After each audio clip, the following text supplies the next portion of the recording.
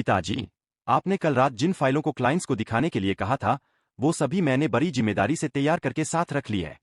अब बस क्लाइंट्स के सामने उन्हें पेश करना बाकी है। अर्जुन बेटा, यह क्लाइंट्स हाथ से नहीं निकलने चाहिए, ये बहुत बड़े क्लाइंट्स है। पिताजी आप चिंता मत कीजिए, इस बार ऐसा कुछ नहीं होगा। बस हमें अभी निकलना होगा। ये बोलकर अर्जुन और वर्मा जी गाड़ी में बैठकर निकल जाते हैं। तभी उनकी गाड़ी के सामने एक लड़की आती आती बचती है, लेकिन उसके हाथ में कुछ दवाइयां गिरकर टूट जाती हैं। तभी वर्मा जी गाड़ी के बाहर आते हैं। अरे बेटी, तुम्हें कहीं लगी तो नहीं? मुझे माफ करना, मेरी वजह से तुम्हारा इतना नुकसान हो गया। मुझे तो कहीं नहीं लगी, लेकिन मेरी ये दवाइयाँ गिरकर टूट गई। पिताजी घर पर बहुत बीमार है, मैं ये दवाई उनके लिए ही लेकर जा रही थी, और मेरे पास पैसे। प्रिया आगे कुछ बोलने ही वाली थी, लेकिन वो चुप हो जाती है। वर्मा जी यह समझ जाते हैं कि प्रिया के पास पैसे नहीं हैं दवाइयां खरीदने के लिए। तभी वो गाड़ी में से आदर्श को आवाज देते हैं। पिताजी की आवाज सुनकर आदर्श गाड़ी में से बाहर आता है। आदर्श बेटा, इस लड़की का हमारी वजह से बहुत नुकसान हो गया। बीमार पिताजी के लिए ये लड़की दवाइयाँ लेकर जा रही थी, पर हमारे कारण वो सभी दवाइयाँ गिरकर टूट गई। तू जरा इस लड़की को वापस से दवाइयाँ खरीदने के लिए पैसे दे दे।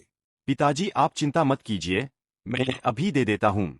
आदर्श पैसे लेकर प्रिया के पास जाता है और उसे देता है, लेकिन मैं ये पैसे नहीं ले सकती। बेटी, हम तुम पर कोई एहसान नहीं कर रहे हैं, हमने जो तुम्हारा नुकसान किया है बस वही भर रहे हैं। इन पैसों को रख लो, तुम्हें जरूरत पड़ेगी। वर्मा जी की बात मानकर प्रिया आदर्श से वो पैसे ले लेती है और वहां से चली जाती है। प्रिया का मासूम चेहरा देखकर वर्मा जी बोल रहे थे। देखा आदर्श बेटा, कितनी मासूम लड़की थी, हमने उसका इतना नुकसान कर दिया, फिर भी उसने कुछ नहीं कहा। वरना आज के समय में ऐसी लड़कियां कहाँ देखने को मिलती है। तो वहीं दूसरी तरफ वर्मा जी की पत्नी सविता अपने बड़े बेटे अजय के लिए एक रिश्ता लेकर एक घर में आई होती है। हमें पंडित जी ने बताया था कि आप अपने बेटे के रिश्ते के लिए हमारे घर पर आने वाली है। रुकिए, मैं अभी अंदर से अपनी बेटी सुमन को बुलाती हूँ। तभी सुमन अंदर से चाय लेकर आ जाती है। सुमन की माँ सविता से बोल रही थी। देखिए, मेरी बेटी इतनी पढ़ी लिखी तो नहीं है, ये घरेलू और काफी साधारण है, और घर के सारे काम कर लेती है। ये बात सुनकर आग बबूला होती हुई सविता गुस्से से कहती है। हम अपने घर के लिए बहू ढूंढने आए हैं, ना कि नौकरानी। आप जानती है कि आप जिससे बात कर रही हैं, वो खानदान कितना अमीर और बड़ा है। हमें नहीं चाहिए अपने घर के लिए ये अनपढ़ गवार बहू। चलो अजय बेटा। ऐसे ही रात को जब सभी लोग डाइनिंग टेबल पर बैठकर खाना खा रहे थे, तो वर्मा जी सविता को खाना ना खाते हुए देखकर कहते हैं। अरे सविता, तुम खाना क्यों नहीं खा रही? अरे हाँ, मैं तो भूल गया, आज तो तुम अजय बेटे के लिए रिश्ता देखने जाने वाली थी ना। क्या हुआ, तुम्हारे पसंद की बहू मिली या नहीं?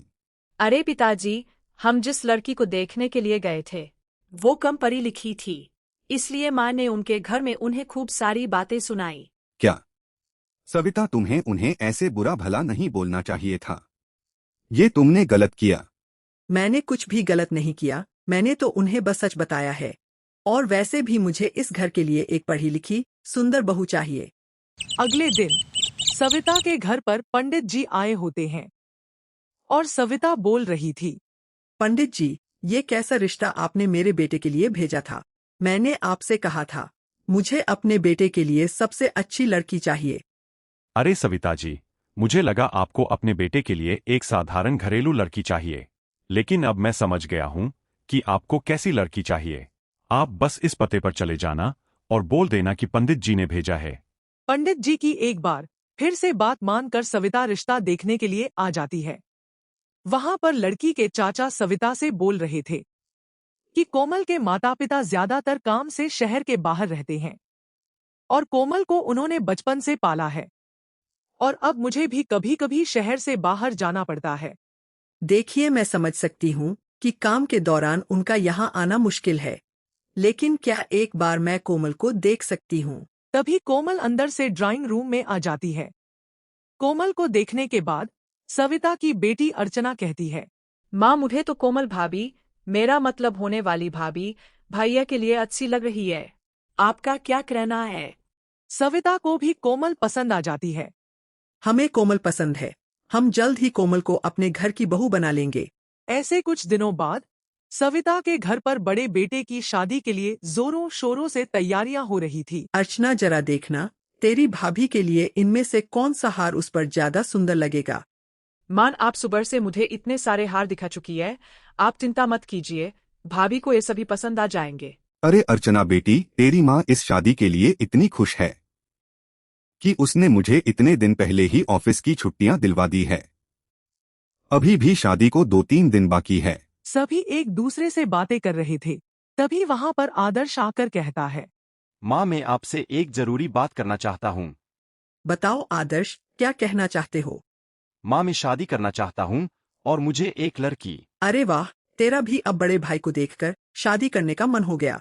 लेकिन अब तुम्हें कुछ दिन इंतजार करना पड़ेगा, फिर मैं तेरी भी शादी एक अच्छे घर में करवा दूंगी। शादी वाला घर है, मुझे घर में बहुत काम है, मैं जरा पहले वो देख लूं। ये बोलकर सविता आदर्श की बिना बात पूरी सुने वहां से चली जाती है। तभी आदर्श अपने पिता से कहता है, पिताजी, माँ ने तो मेरी बात सुनी नहीं, आप तो सुन लीजिए। तभी वर्मा जी आदर्श के पास आते हैं। अरे हाँ, बताओ आदर्श बेटा, तुम क्या कहना चाहते हो। पिताजी, मैं एक लड़की से प्यार करता हूँ और उसी से शादी करना चाहता हूँ। यही बात मैं माँ को बता रहा था, लेकिन मैं माँ को मेरी पूरी बात नहीं सुनी। लेकिन आदर्श बेटा, तुम्हारी माँ इस रिश्ते के लिए कभी नहीं मानेगी। तुम तो जानते हो अपनी माँ को, उसे अपने घर के लिए खानदानी अमीर पढ़ी लिखी लड़की चाहिए। यदि तुम्हारी पसंदीदार लड़की ऐसी निकली तो ही वो इस रिश्ते के लिए मानेगी। लेकिन पिताजी, प्रिया तो काफी साधारण, थोड़ी कम पढ़ी लिखी और घरेलू है। लेकिन पिताजी, वो बहुत अच्छी लड़की है। आदर्श बेटा, ये नाम तो सुना हुआ लग रहा है। पिताजी, आप भी इस लड़की को जानते हैं। ये वही लड़की है जो एक बार हमारी गाड़ी के सामने आती आती बच्ची थी और हमारी वजह से इसका नुकसान हो गया था। आदर्श की बात सुनकर वर्मा जी को उस लड़की के बारे में अब और नहीं जानना था, क्योंकि वो जानते थे कि प्रिया एक समझदार लड़की है और इस घर के लिए योग्य है। आदर्श बेटा, तुम यहीं रुको, मैं अभी सविता से तुम्हारी बात करके आता हूँ और मुझे पता है उसे इस रिश्ते के लिए कैसे मनाना है। सविता अपने कमरे में बैठी कुछ काम कर रही थी। तभी वर्मा जी वहां आते हैं। सविता, आदर्श तुम्हारे साथ शादी के बारे में कोई जरूरी बात कर रहा था और तुमने उसकी पूरी बात नहीं सुनी। अरे, आप अभी तक उसी बात को लेकर बैठे हो। मैंने बोल तो दिया, जल्दी ही उसकी भी शादी एक अच्छे घर में करवा दूंगी। आदर्श एक लड़की से प्यार करता है और उससे शादी करना चाहता है। यही बात वो बाहर तुम्हें बता रहा था। तुम्हें उसकी पूरी बात सुन लेनी चाहिए थी। लेकिन आदर्श की शादी उसकी पसंद की लड़की से नहीं, मेरी पसंद की लड़की से होगी। उसे भी अपने बड़े भाई की तरह इस बात को मानना होगा। लेकिन लड़की काफी अच्छी है और इस घर के योग्य भी है।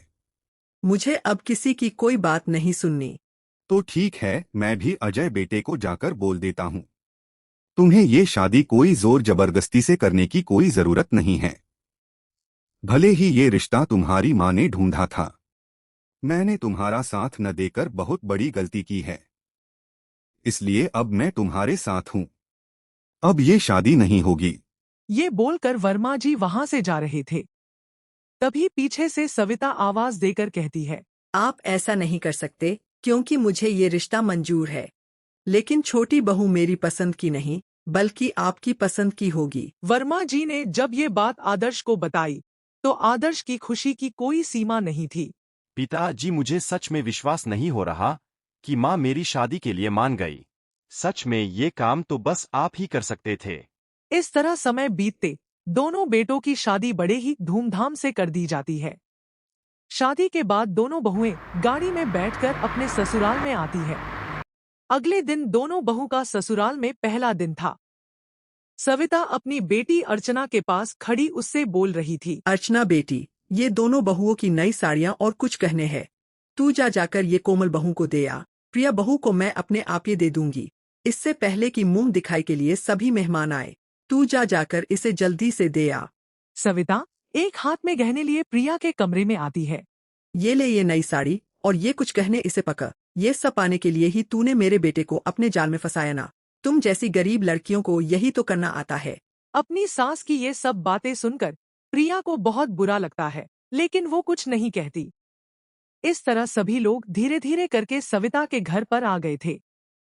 सभी लोग नई बहुओं को देखने का इंतजार कर रहे थे। अरे सविता कहाँ है तेरी दोनों बहुएं? आखिर सज संवारने में और कितना समय लगाना है उन दोनों ने? जा अर्चना बेटी, जाकर दोनों अपनी भाभियों को बुला ला। बोल सभी मेहमान उनका इंतजार कर रहे हैं। जैसे ही अर्चना बुलाने के लिए जाती है, दोनों प्रिया और कोमल आ जाती है।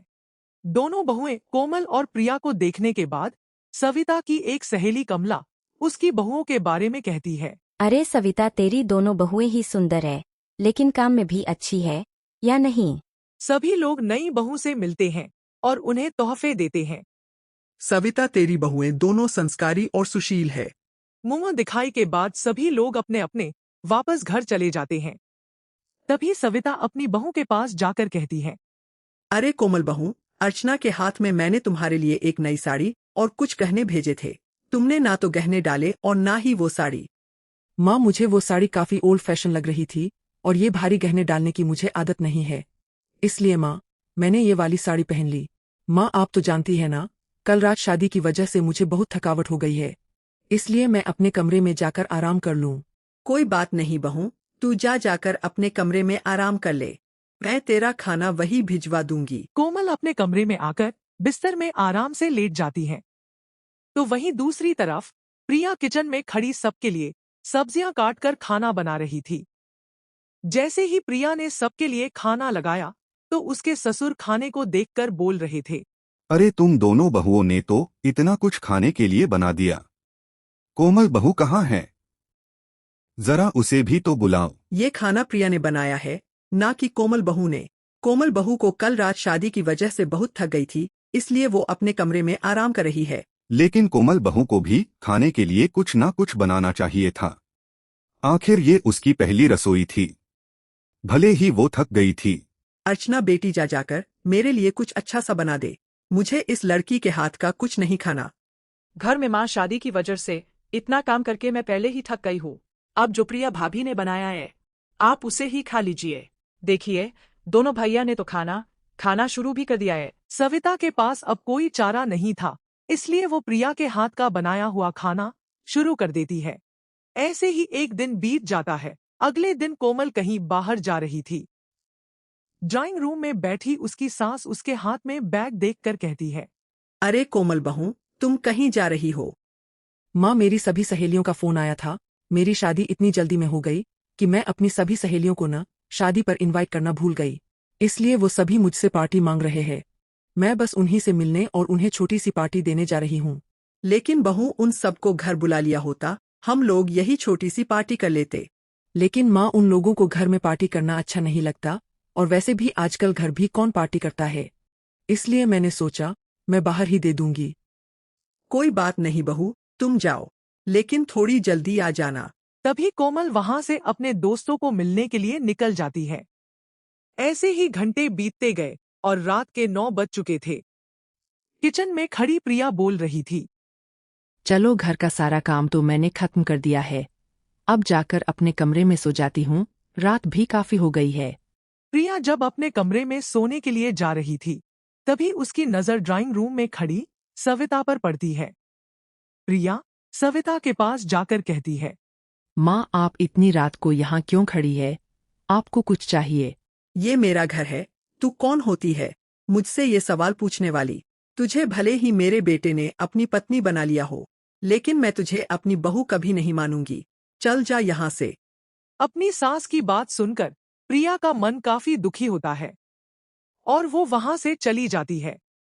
तभी सविता को मेन डोर खुलने की आवाज आती है। दरवाजे पर कोमल खड़ी थी। सविता कोमल के पास आकर कहती है, अरे कोमल बहू, तुमने इतनी देरी कैसे कर दी? मुझे तुम्हारी बहुत चिंता हो रही थी और रात भी काफी हो गई है।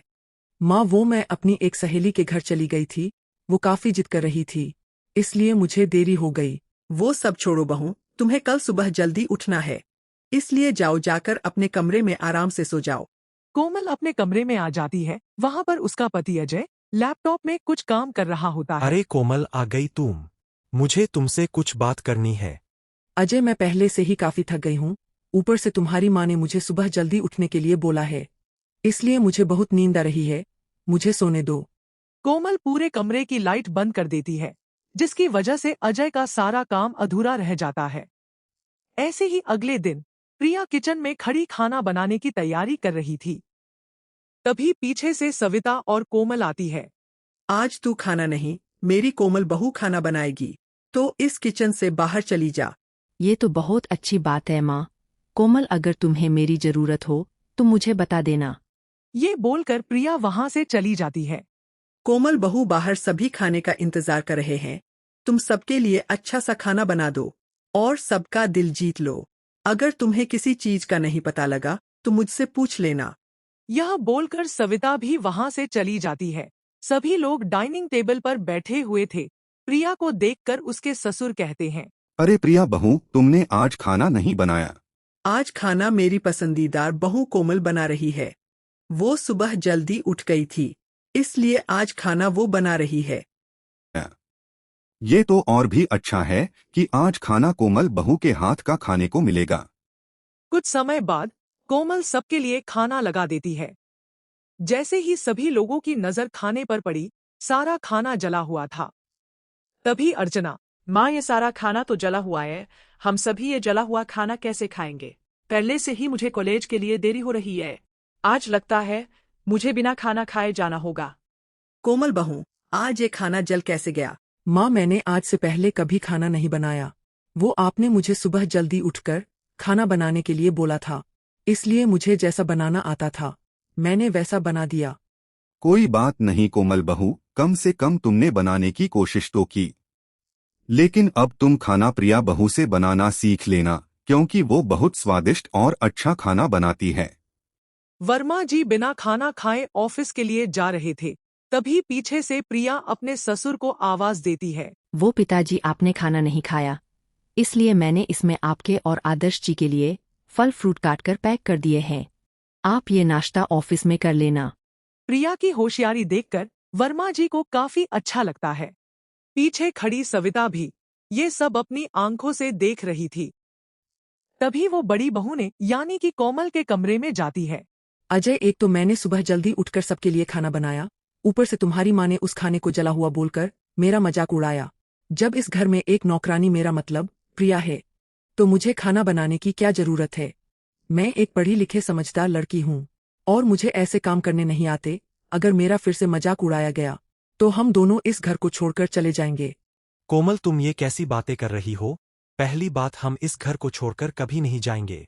और माँ ने तुम्हारा मजाक नहीं उड़ाया, वो तो तुम्हें समझा रही थी। कोमल की ये सभी बातें पीछे खड़ी उसकी सास सविता सुन लेती है।